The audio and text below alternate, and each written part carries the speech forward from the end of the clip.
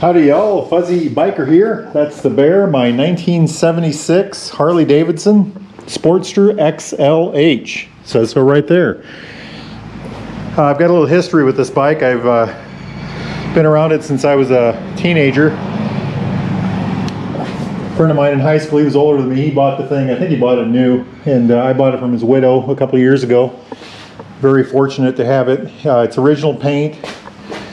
Very original. The pipes are not original. The carburetor is not original.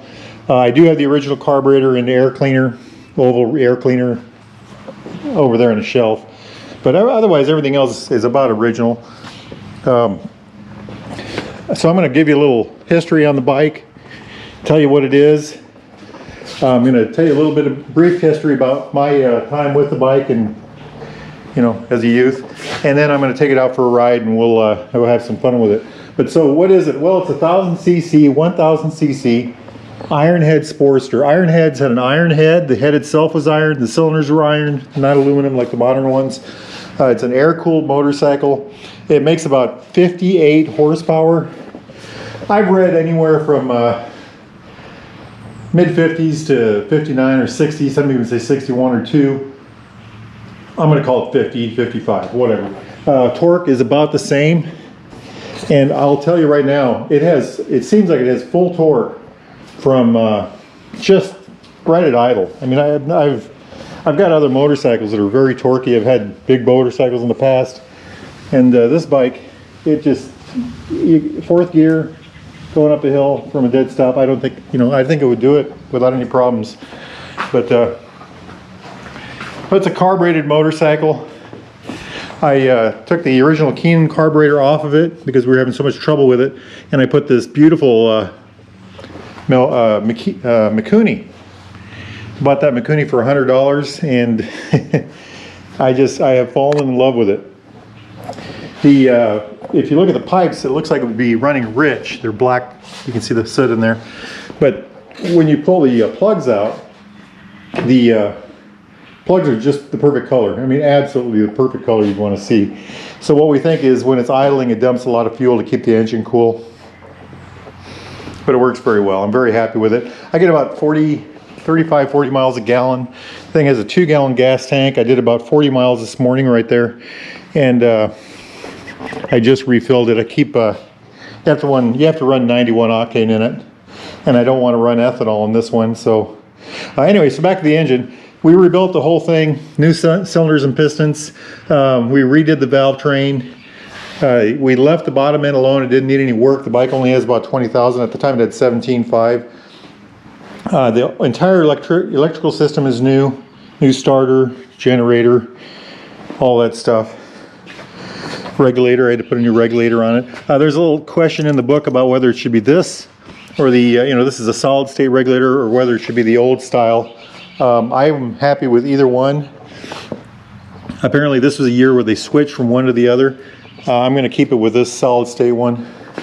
These bikes are finicky enough, so I don't want to make any changes to it unless I have to. If that regulator goes out, I might go to the other style just to see what I can, you know, see how it is. I think I ended up putting a cycle electric generator on it. You can't tell because I've got a cover on the end, but I tried other generators that were non-cycle electric and I just had trouble with them. So it's a dry sump oil system, 4-speed transmission, but like I said, the bike has so much torque. 4 speeds actually just plenty, and it's not a race bike. I know the original Sportsters were racers, but to me this is not a race bike. If I want to go fast, I'll take that blue one. It's pretty fast, relative, not the fast. Anyway, back to this. Drag pipes on it, of course. It's got a drum brake in the rear, a very thin drum brake. You know, it's about that wide. It's inside this housing, and a disc brake on the front. And this disc brake, I would not say this bike has great brakes, but I would say the brakes that it has feel very good. So they're very reassuring brakes. You wouldn't want to go racing with them. Here's the hydraulic reservoir for the disc brake. The bike shakes, I'm sorry, Harleys don't shake, they quiver, as this one does. So far I haven't had any oil leaks with this one. That's not true. This thing leaks like a sieve. I just redid the case. This is one of the places it was leaking. We used Permatex, a special Permatex. It's supposed to, there's a whole process to it, but actually it works so far so good. We also had stripped out the drain plug on the primary, and so we re-helicoiled it in and sealed it in. So far that's been working pretty good. And of course, it'll spit oil out of this thing here every now and then. And as you can see right here, this is the tack drive. That is obviously leaking oil also. But not too bad. For this motorcycle, she's doing great. I'm very happy. Other things to tell you about. That's an original seat, original paint. Everything's pretty much original. I added the saddlebags. We put a new horn on it. The original horn didn't work anymore. I tried to find one that would be matching the original. When we got the bike, about the only thing that was missing really was this case and the battery. So that's an aftermarket case. Truett and Osborne. Watch my Truett and Osborne video if you'd like. That's a pretty good one. So the bike add-ons. Okay, when we got it, it had a hot ignition system on it. One of those Excel race things, you know, from back in the day. And it was giving us grief. I took the ignition system all the way back to points. This is originally a point system bikes. I grew up with points, so I don't consider that a problem. So from here, from the cam all the way to the spark plug, it's the original type of ignition points, running points, and no trouble with it. Works great. This bike does have an oiler. I took this off one day for some reason or another, and this thing, the oiler spits oil in here. There's a chain right there, and that thing was just full of 40 years of gunk. This bike, you know, I don't know what to be, 46 years old. Anyway, it was just full of gunk. So I bet I lost a couple pounds of weight when I cleaned that up. Other things this bike has, this has the aluminum wheels. I can't remember, this is an add-on feature. They were lighter, has them front and back, and I think they were Italian. I can't remember offhand, but I have a friend that has the same exact bike, and he's got the steel wheels, and his are all rusted, and he worries about riding it. I don't know if it's a legitimate concern or not, but he worries about riding it because he worries that the spoke holds aren't as, you know, sturdy as they should be. But anyway, beautiful bike, beautiful bike. I said already, original seat. It's got a 55-inch wheelbase. It's got you try to find the weight. I need to weigh it. You try to find the weight, and it's anywhere from, I've read anywhere as light as 450 and as much as 550. So I'm going to call it 500. How's that sound? Isn't that cool? AMF, Harley-Davidson. The blinkers don't work on it. We had them working once. It's a lot of work to get them working. And I think the left one doesn't work and the right one does, or the other way around. I can't remember. A lot of fun. A lot of fun. Lots of work. Every time I drive this motorcycle, like today, I have to work on it. It's part of the deal when you own a bike like this. And I'm going to tell you right now, a friend of mine got one of these brand new, another friend of mine, I think it was an 83 Donut, you know, correct me if I'm wrong. I think he bought an 83 brand new, and he had trouble with it from the get-go. And I've talked to many people about this, you know, said the same thing. And the problem was, these bikes, these were, you know, the height of technology, supposedly, in 1957, and they really never changed much. So by the 76 AMF brand, you know, they had all the quirks and things that you have with a 1957 bike. The original motorcycles, the original Sportsters, which are beautiful machines, all Sportsters are, had 1,000-mile oil change intervals, and they required all kinds of work all the time. These require a lot of work too. Valve adjustments, for instance, are you're supposed to check them every 500 and adjust them about every 1,000. Every time we check this at 500, our exhaust valves are tight. That tells me I'm going to have, you know, exhaust valve trouble at some point in my life here, pretty quick. But that supposedly is not uncommon. Other issues I've had is clutch issues. That's one of the things, one of the demons you fight. And these bikes are notorious. I can't tell you how many Sportster owners I've talked to that will tell you I adjusted the clutch 1,000 times, you know. And what I've got it to now is where it's it doesn't slip at the top, but it barely works at the bottom. But as long as it's I'm in that range, and it's, you know, what you learn with these bikes is you take that and you're happy with it. It'll never, you know, if you want to race, you do something different with it. Get a different bike. But okay, a little bit about the story, stage 2 of the story. The story of the bike is I went to high school with a guy. He was a couple years older than me. His name is Barry Spittler. We called him the Bear, and that's what the bike is called, the Bear. And old Bear, he bought this bike. He bought a 1976 Sportster. Had a little while and had an accident. It was just like this one. Well, then he bought himself a second one, and that's this one. And he had this bike and several others for years. Barry was a motorcycle mechanic, among many other things. ABA member, all that neat stuff. And he was quite the guy. He was a character. Anybody that knows Barry will agree. Barry Spittler was a character. He was a great big man, and he loved to talk. He had good stories. He was a real social person. And he bought the bike. Later in life, he had other bikes, and we think he did some brake work because it had a brand new back brake and brand new back tire, and we think the starter went out. And we think when the starter went out, he pushed it in the corner. He was a mechanic, you know. He pushed it in the corner, and the bike never got worked on again. And it sat there, and years went by. Barry dies, passes on, and the bike sat for 4 or 5 years. And his widow, I was talking with a friend of mine one day, and I said, you know, if there was ever a bike I'd love to rebuild, it'd be a Sportster. It would be Barry Spittler's old bike, the Bear. And the guy says, I've got his wife's phone number. So we called her. She gave us the bike. Gave it to me. Well, a couple $100, something like that. And we spent 3 months and 3 days getting it running. It took a big bag of money.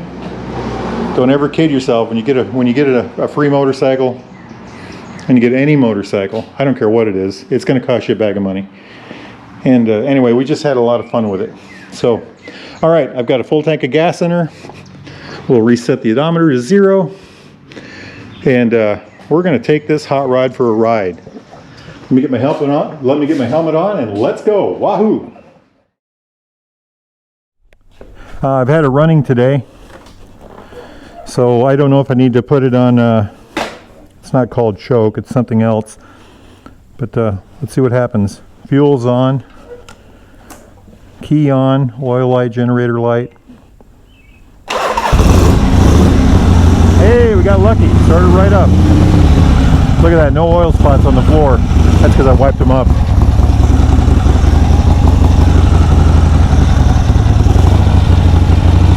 The sound of thunder. Wahoo! This is our wonderful main street. I missed the temperature there. Only got one mirror, so I don't really want to just whip around. Let's see what the temp is. There's our latest big hole in the ground. Looks like 86 degrees. Okay, 86 degrees. A beautiful day for a ride. The brakes are totally rebuilt. I put new pads on the back. We riveted them in. The front brake, everything is new on the front brake, with the exception of the brake line, I think. Or maybe I did. You know what? I think I did replace that too. The new rotor, we rebuilt the whole caliper system and master cylinder, of course. Sounds good, doesn't it?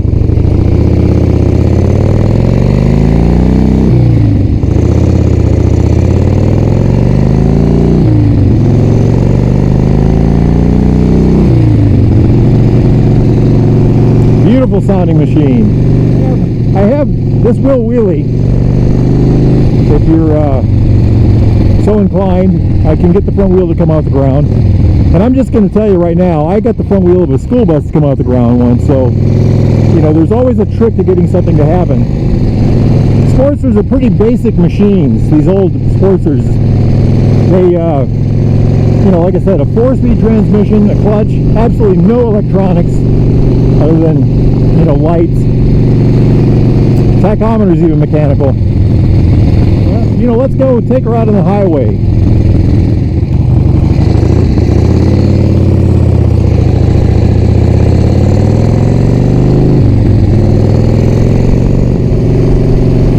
this snaky little ridge road with awesome views, one of my favorite roads in the whole county. Too short actually, but beautiful. Look at the view. You can see for miles and miles. We call this Helicopter Road. And the reason is Johnson Helicopters. They do they have helicopters here. They do aerial spraying and things like that. Johnson Helicopter Company. So you'll come by here and they'll have helicopters out there. It's kind of cool. So a little bit about how this bike handles. We'll start in the garage. You got to move her around the garage or driveway or parking spot. It's got an incredibly low center of gravity, a very short wheelbase, and a low seat height, and very narrow. You can see this through here. So she's very easy to move around whether you're sitting on her or you're just pushing her around. That low center of gravity makes it just, it's like pushing a skateboard around almost. It's so low. You get a little speed, pull out of the parking lot, 4, 5, 10 miles an hour. It's a dream. She's got so much torque that there's no worries about killing her, regardless of the gear you're in. And it just, when you let the clutch out, she goes. It's just how it is with this thing. So I think she's rated at 50 foot-pounds of torque, and I wouldn't be surprised if she has that right over idle. I mean, it's just amazing how much torque she has. Cruising around town, that's a windmill staging area right there. Audubon County's gotten several new windmills. Around town, you know, like the little town of Audubon we drove through earlier, Zaira, Hamlin, whichever. She does really well. You know, she gets hot, but she's, you know, stoplight to stop sign to stop sign, stoplight to stoplight. She's lots of fun. She's not fast by modern standards, but she's really cool. Little kids run up and wave, want you to honk the horn and twist the gas. And old people stare at you. You go to a gas station, people want to talk to you. You know, it's kind of an interesting phenomenon. You get going down these kind of roads, these blacktops, and she handles pretty darn well. Very predictable, very controllable, very mushy. I don't think these had great suspensions when they were new, and now at 46 years old, it's a kind of a barrel of spaghetti, but very predictable. You know, I don't feel unsafe at all. I do enjoy driving it. How about the freeway? Not going to go there. Haven't had it on the freeway. Old Barry, when he had this bike, he would take it to Omaha. And about all he'd say about that is you had to stop halfway to get gas, because it only has a 2-gallon gas tank, and she gets 35 to 40 miles a gallon, and Omaha is 85 miles away, so you had to stop somewhere along the way to get fuel, even though it's just a short jaunt. Now, why they put a 2-gallon gas tank on a bike like this, I don't know, but there we are, you know. So how about a long ride on this bike? I've had 240 mile days, my longest day. I've had lots of 200 mile days or just under, and it works okay. It wears you out. You know, you get a lot of vibration in the hands and seat and foot pegs. They quiver so much, they don't shake. Harleys quiver. I got to remember that. They also never leak oil. They sweat oil. Well, what do I think about this old hot rod? I love the bike. I've got an emotional connection with her, so I'm biased, of course. And even if I wasn't, even if I didn't, I will tell you that it's a lot of fun. It's a 46-year-old motorcycle or something like that. I would say life is good. You got one of these, get out there and ride it. Enjoy. Whoa!